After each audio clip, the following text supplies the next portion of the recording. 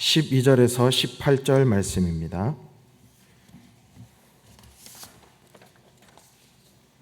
고린도후서 3장 12절에서 18절 말씀입니다. 신약 성경 289쪽에 있습니다.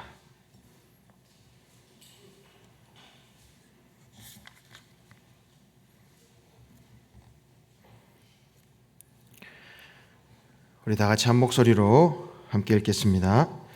우리가 이 같은 소망이 있으므로 담대히 말하노니 우리는 모세가 이스라엘 자손들에게 장차 없어질 것에 결국을 주목하지 못하게 하려고 수건을 그 얼굴에 쓴 것 같이 아니하노라.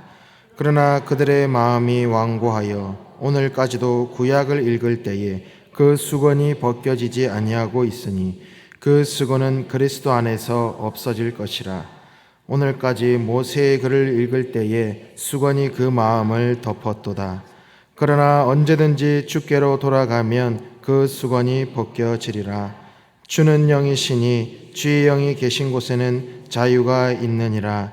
우리가 다 수건을 벗은 얼굴로 거울을 보는 것 같이 주의 영광을 보매 그와 같은 형상으로 변화하여 영광에서 영광에 이르니 곧 주의 영으로 말미암음이니라. 아멘. 우리 함께 기도하겠습니다. 하나님 아버지, 이 시간 저희 심령에 말씀하여 주옵소서. 저희는 듣겠나이다. 들을 귀와 마음을 주시고 그 말씀이 저희를 살리는 놀라운 회복의 시간, 은혜의 시간 되게 하여 주옵소서. 예수님의 이름으로 기도드립니다. 아멘. 오늘 우리가 읽은 고린도후서, 이 고린도 교회는 참 문제가 많은 교회였습니다. 서로 다투고 분열하고 음행의 문제도 있었고 또 은사를 다루는 문제에 있어서도 다툼이 있었습니다.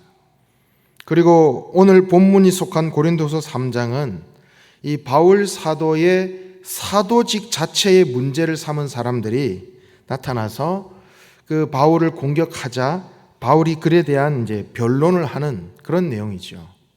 그런데 바울이 이 변론을 함에 있어서 자신의 어떤 명예가 실추됐기 때문에 변론을 하는 것이냐? 그런 것이 아닙니다. 바울을 공격했던 그 거짓 교사들, 그들은 바울을 공격함으로 인해서 바울이 사도의 권한이 없다라고 주장함으로써 결국에는 그들이 원하는 것은 뭐냐면 바울이 전한 복음, 그 복음도 가짜라고 주장하려고 바울을 이렇게 공격하는 것입니다. 그러니까 바울은 지금 오늘 이 본문에서 바울이 변론하고 있는 그 이유는 자신을 위해서, 자신의 어떤 명예 회복을 위해서 그런 것도 아니고 오로지 그 자신이 전한 그 복음이 멸시당하지 않기 위해서, 그 복음이 거짓으로 간주당하지 않기 위해서 최선을 다해서 자신의 사도직을 변론하고 있다는 겁니다. 그래서 만약에 바울이 사도직이 인정되지 못했다면 아마도 지금 우리가 읽는 이 신약 성서의 절반은 사라지고 말았을 겁니다. 이처럼 이 바울의 사도직의 변론은 매우 중요한 사안이었다라는 것이죠. 그래서 거짓 교사들 또는 그의 일부 동조한 그 고린도 교회의 일부 신도들이 바울을 공격한 그 근거는 크게 추천서에 있었습니다. 추천서. 여러분 보통 어디 회사를 지원한다거나 학교를 지원한다거나 할 때 추천서를 받잖아요. 그리고 그 추천서가 어떤 사람이 써주냐에 따라서 영향력이 이제 달라지지 않습니까? 그래서 이 당시 사회에서도 어떤 사람의 신분이나 그 자격을 확인하는 어떤 공적인 추천사가 통용되고 있었습니다. 또 특히나 이 유대교 또는 예수님을 믿는 이 기독교 안에서도 이런 추천서를 통해서 이 사람이 진짜구나, 또는 추천서가 없으면 이 사람은 믿을 수 없는 사람이야 라고 이렇게 구별을 해내는 그런 용도로도 쓰였다는 것이죠. 그런데 바울의 경우는 그의 사도직이 예루살렘 교회나 또는 그 지도자들과 같은 그 사람들에 의해서 위임을 받지 않았습니다. 그가 어떻게 사도로 부름을 받습니까? 바로 사도 바울이 예수님을 믿는 사람들을 핍박하러 가는 그 다메섹 도상에서 예수님을 직접 만남으로 그는 이 예수님을 통해서 바로 직통으로 받은 그 사도직이기 때문에 뭐 바울이 누구에게 어떤 유력한 어떤 사람들에게 받은 추천서는 따로 없었죠. 그러니까 바로 그것을 가지고 이 거짓 교사들이 그것을 공격하고 늘고 무너지는 것이죠. 그런데 아이러니하게도 바울을 공격하는 그 거짓 교사들, 그들은 추천서를 가지고 있거든요. 유력한 사람들을 통해서 그들은 추천서를 받아가지고 왔거든요. 그러니까 우리는 봐라, 우리는 이렇게 추천서가 있는데 너는 왜 추천서가 없냐, 이렇게 공격하는 것이죠. 그러니까 가짜는 추천서가 있고 진짜는 추천서가 없는 상황이 아이러니하게 벌어진 겁니다. 그러니까 지금 이 이유를 바탕으로 지금 이들이 바울을 공격했다라는 것이죠. 그러니까 표면적으로 이 바울을 거짓 사도라고 공격하고 바울이 주장했던 그 믿음으로 구원을 얻는다라는 것을 이 거짓 사도들이, 거짓 이 사도직을 가진 사람들이 그 바울 사도의 그 복음의 진리를 매도함으로써 결국에는 율법을 자꾸만 드러내려고 했다는 거예요. 율법을 지켜야 구원을 얻을 수 있다는 거예요. 그들이 주장하는 건 그겁니다. 그러니까 바울이 전한 복음을 매도시키고 그럼을 통해서 자신들이 전하는 율법을 지켜야만 구원을 얻을 수 있다는 것을 드러내려 했다는 것이죠. 그래서 사도 바울은 이런 상황 속에 지금 놓여 있는 이 고린도 교회의 이 상황 속에서 자신의 사도직을, 그리고 복음을 사수하기 위해서라도 꼭 이 사도직에 대한 변론을 해야 했다라는 것입니다. 자, 그래서 이 사도 바울이 어떻게 변론을 하고 있냐? 그 첫 번째 내용이, 자, 사도 바울 자신이 전도한 그리고 선교한 이 고린도 교회 성도들이 자신이 전한 이 복음을 듣고 바로 예수님을 믿고 구원을 얻었다, 이것을 주장하고 있습니다. 자, 여러분 3장 읽지는 않았지만 3장 1절 2절 말씀 볼까요? 3장 1절 2절 말씀 우리 같이 한번 읽어봅니다. 시작. 우리가 다시 자천하기를 시작하겠느냐? 우리가 어찌 어떤 사람처럼 추천서를 너희에게 붙이거나 혹은 너희에게 받거나 할 필요가 있느냐? 너희는 우리의 편지라 우리 마음에 썼고 뭇 사람이 알고 읽는 바라. 아멘. 자, 그러니까요, 바울 자신이 이렇게 선교 활동으로 성도가 된 이 고린도 교회 성도들이, 고린도 교회 그 성도들 한 사람 한 사람이 바로 바울 자신에 대한 영적인 추천서다라고 표현을 하고 있는 겁니다. 그러니까 바로 고린도 교회 성도 여러분, 당신들의 나의 사도직의 영적 증거입니다. 그것을 이야기하고 있는 것이죠.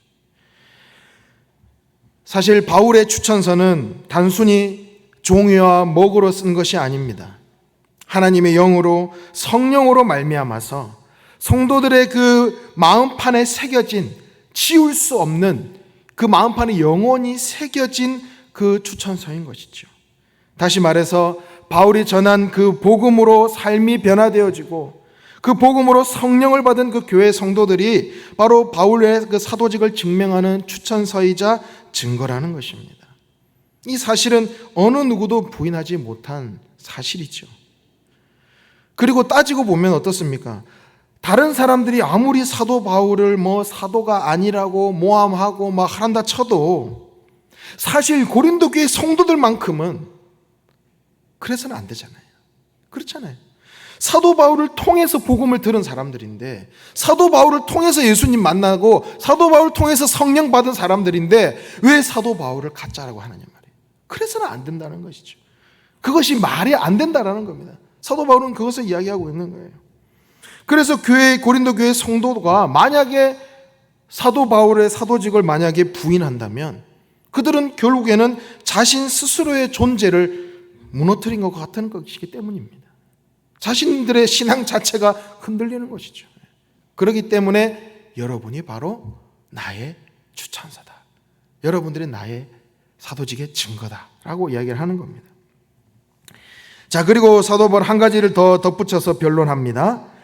자, 어떤 내용을 이야기하느냐면 율법을 통한 옛 언약과 성령을 통한 새 언약의 차이를 이야기를 합니다. 자, 로마서 7장 말씀 제가 화면에 띄워주시면 제가 같이 한번 읽겠습니다. 로마서 7장 9절에서 10절 말씀입니다. 시작. 전에 율법을 깨닫지 못했을 때에는 내가 살았더니 계명이 이름에 죄는 살아나고 나는 죽었도다. 생명에 이르게 할 그 계명이 내게 대하여 도리어 사망에 이르게 하는 것이 되었도다. 아멘. 자, 이게 무슨 말일까요? 자, 이게 무슨 말이냐면 율법이 옴으로 인해서 어떻게 됐다고요? 나는 죽었다라는 거예요. 그러니까 율법은 인간을 구원에 이르게 할 수 없다라는 겁니다. 도리어 인간을 정죄하여 끝내는 죽음에 이르게 한다는 거예요. 그래서 우리가 오늘 읽은 6절에도 보면 뭐라고 나와 있습니까? 6절에도 보면 율법의 조문은 죽이는 것, 영은 살리는 것, 이렇게 이야기하고 있죠. 자, 그래도 율법의 긍정적인 측면이 있긴 하죠. 율법은 갈라디아서 3장에 보면 우리를 그리스도에게로 인도하는 초등교사의 역할을 한다. 그러니까 율법의 역할은 딱 거기까지인 거예요. 초등교사의 역할, 그것까지 한다는 거죠. 자, 그런데 유대인들은 그 율법 아래 살면서 실패하고 말았어요. 어찌 보면 실패할 수밖에 없었어요. 왜요? 완벽하게 율법을 지킬 수 있는 사람은 아무도 없기 때문이에요. 율법 아래서 자유로울 사람은 아무도 없습니다. 그러니까 그와 같이 옛 언약은, 그 율법은 사람에게 생명을 주지 못합니다. 그래서 하나님께서는 생명을 얻게 하는 새 언약을 주신 것입니다. 그것이 바로 복음이죠. 그 복음의 내용을 잘 담고 있는 로마서 8장 2절, 로마서 8장 2절 같이 읽어보겠습니다. 시작. 이는 그리스도 안에 있는 생명의 성령의 법이 죄와 사망의 법에서 너를 해방하였습니다. 아멘. 하나님께서는 이 복된 소식을 증거하기 위해 세우신 직분이 바로 이 사도직이라는 겁니다. 그런 의미에서 고린도 교회에 침투한 이 거짓 교사들, 그 거짓 교사들에 의해서 영향을 받은 사람들, 그들은 여전히 이 생명 없는 옛 언약의 직분에 머물러 있는 사람들이었다는 것이죠. 바울은 생명을 얻게 하는 그 새 언약의 직분을 받은 진정한 사도인 것입니다. 그래서 생명의 복음을 맡은, 그 영의 직분을 맡은 그 사람의 그 영광은 더욱 크다라고 이 바울이 자신의 이 사도직을 이렇게 변론하면서 주장하고 있는 것이죠. 자, 그러면서 바울은 또 한 사람을 등장시킵니다. 자, 누구를 등장시키냐? 바로 모세를 등장시킵니다. 자, 모세의 얼굴에 나타난 영광은 한시적이고 곧 없어질 영광이다 라고 이렇게 이야기하고 있습니다. 자, 그러니까 율법은 한시적인 것임을 암시하는 겁니다. 즉 율법은 복음이 올 때까지만 활동하도록 주어진 임시적인 법이었어요. 물론 이 옛 언약의 직분을 맡은 모세의 얼굴에도 영광이 나타났습니다. 그러니까 율법 그 자체로도 영광스러운 것이었어요. 자, 그런데 여러분, 달이 떠 있다가도 해가 떠오르면 어떻게 됩니까? 동시에 있습니까? 달의 그 밝음은 사라지는 거예요. 태양이 떠오르면 달이 그 모습을 감추듯이 구약의 율법은 예수 그리스도가 오심으로 말미암아 그 율법이 완전히 성취됨과 동시에 더 나은 법, 바로 신약이 그 복음으로 대체가 되게 된 겁니다. 자, 그래서 바울은 이렇게 이제 이야기를 하는 것이죠. 13절, 14절 우리 읽어보겠습니다. 13절, 14절 오늘 본문 자 읽어봅니다. 시작. 우리는 모세가 이스라엘 자손들에게 장차 없어질 것에 결국을 주목하지 못하게 하려고 수건을 그 얼굴에 쓴 것 같이 아니하노라. 그러나 그들의 마음이 완고하여 오늘까지도 구약을 읽을 때에 그 수건이 벗겨지지 아니하고 있으니 그 수건은 그리스도 안에서 없어질 것이라. 아멘. 자, 이 말씀 좀 어렵죠? 수건이 등장하고 수건이 벗겨진다, 이게 무슨 말일까? 자, 이 본문을 이해하려면요, 출애굽기 34장의 그 내용을 이해를 해야 됩니다. 출애굽기 34장에 보면 모세가 무슨 산에 올라갑니까? 시내 산에 올라가요. 거기서 뭘 받습니까? 하나님의 율법을 받죠. 하나님의 율법을 받아가지고 내려왔을 때의 그 사건이에요.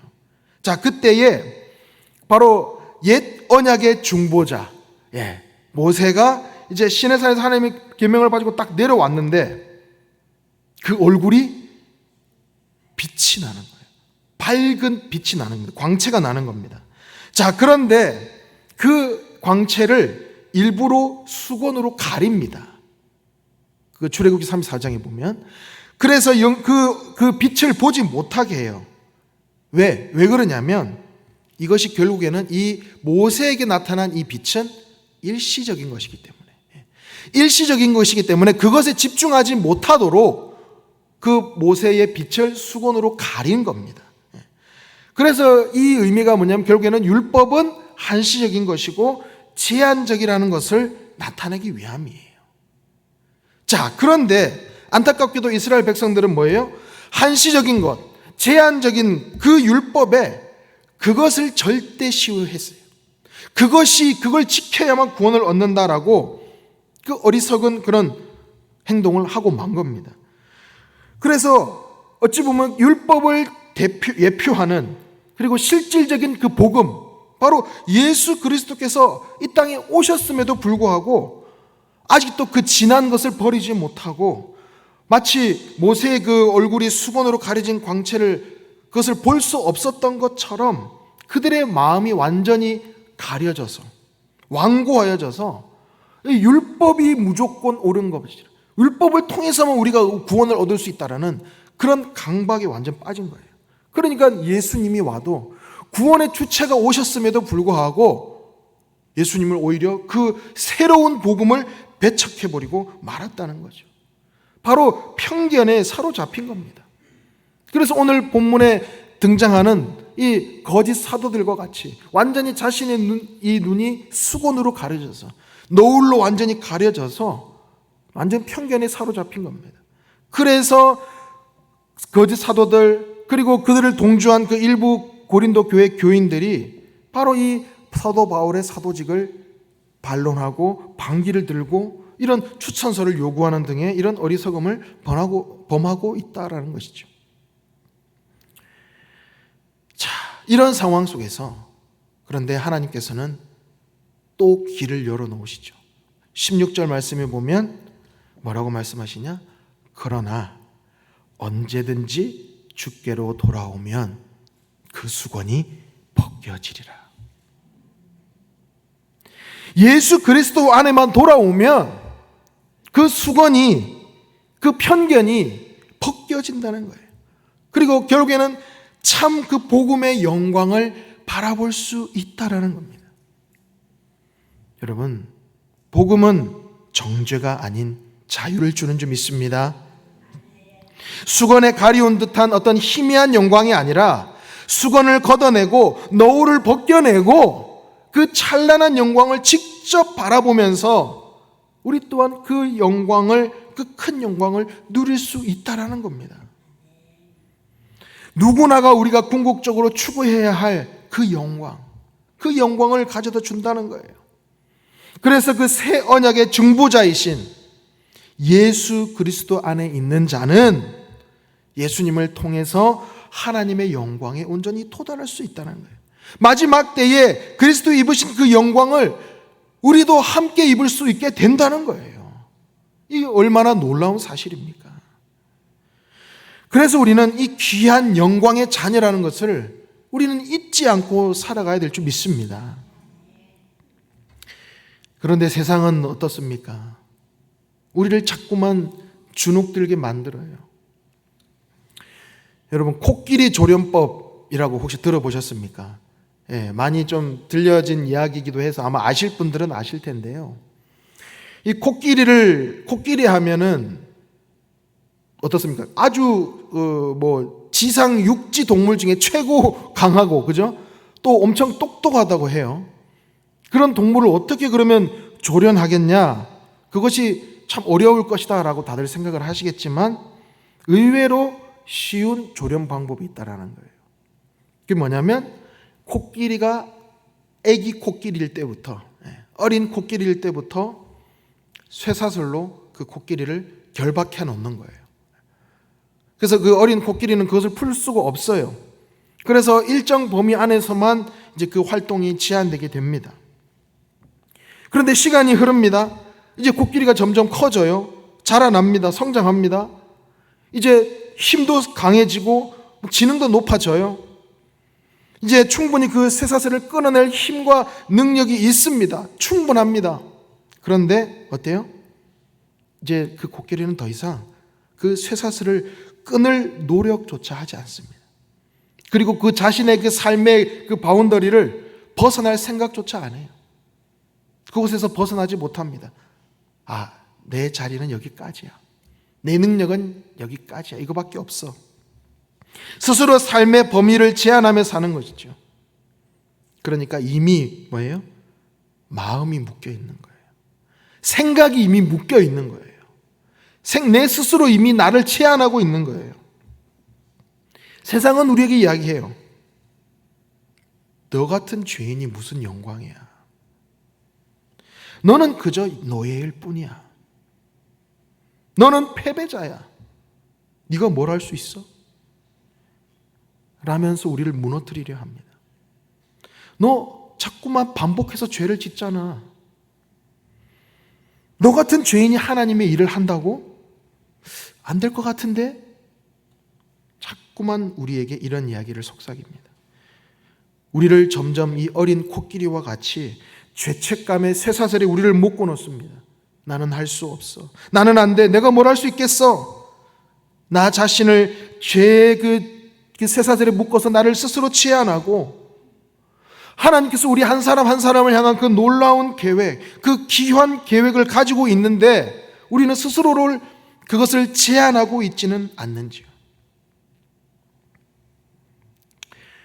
율법 그 자체는 분명 나쁜 것은 아닙니다. 그러나 완벽하게 율법을 지킬 수 없다는 것이 문제죠.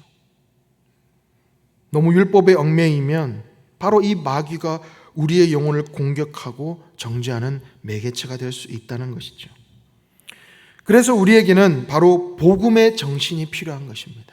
복음의 정신, 바로 믿음으로 구원에 이른다는 그 복음, 믿음으로 구원에 이른다는 그 믿음. 하나님을 믿고 나아갈 때에 나를 의인이라고 불러주시고 우리를 구원하신다는 그 믿음이 있어야 한다는 것입니다. 물론 우리가 예수님을 처음 딱 믿는다고 해서 모든 것이 바뀌는 건 아니에요. 막 예수님 처음 딱 영접했을 때 뭐 갑자기 모세처럼 우리도 막 몸에서 빛이 나고, 막 갑자기 날개가 생기고, 막 천사처럼 날아다니고 그런 게 아니에요. 우리는 여전히 불안하고요, 연약하고 죄인이에요.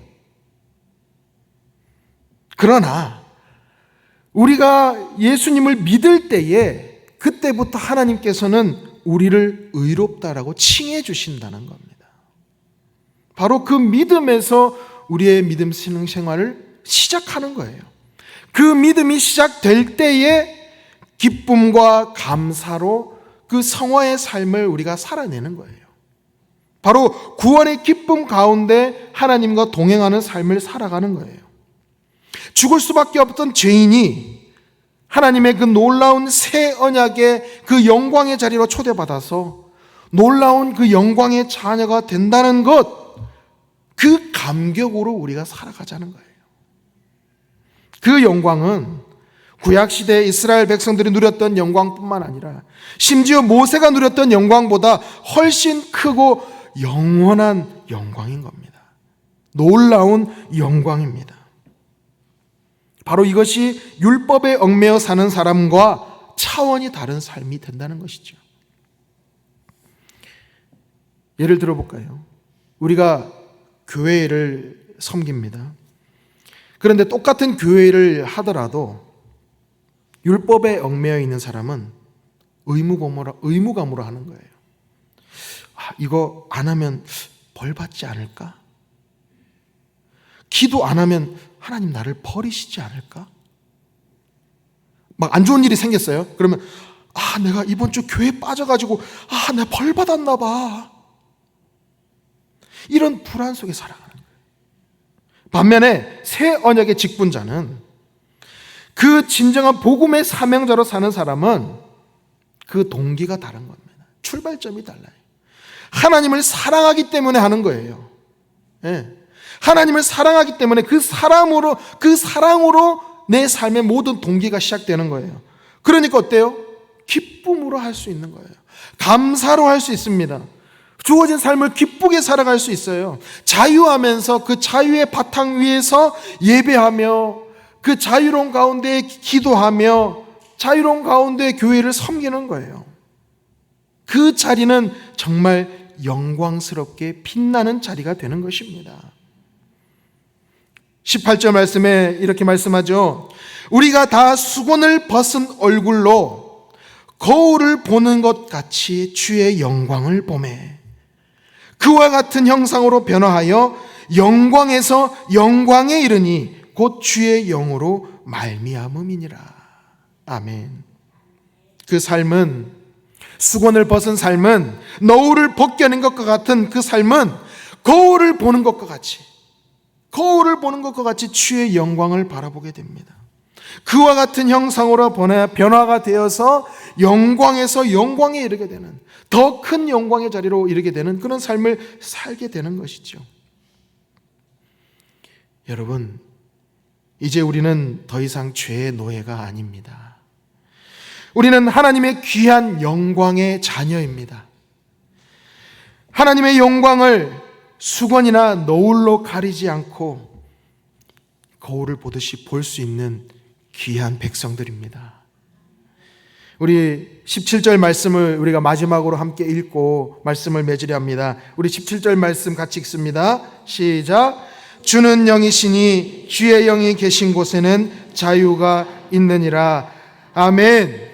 이 사실을 믿고 주의 영이 계신 모든 곳에서 참 자유를 누리시는 우리 모든 권속들이 되시기를 간절히 소망합니다. 우리 함께 기도하겠습니다.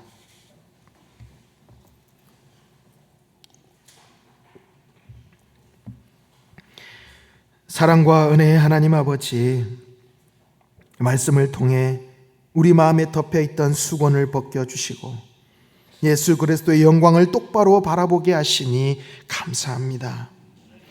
율법에 얽매여 두려움과 정죄 가운데 살지 않게 하시고 오직 복음 안에서 자유를 누리게 하옵소서.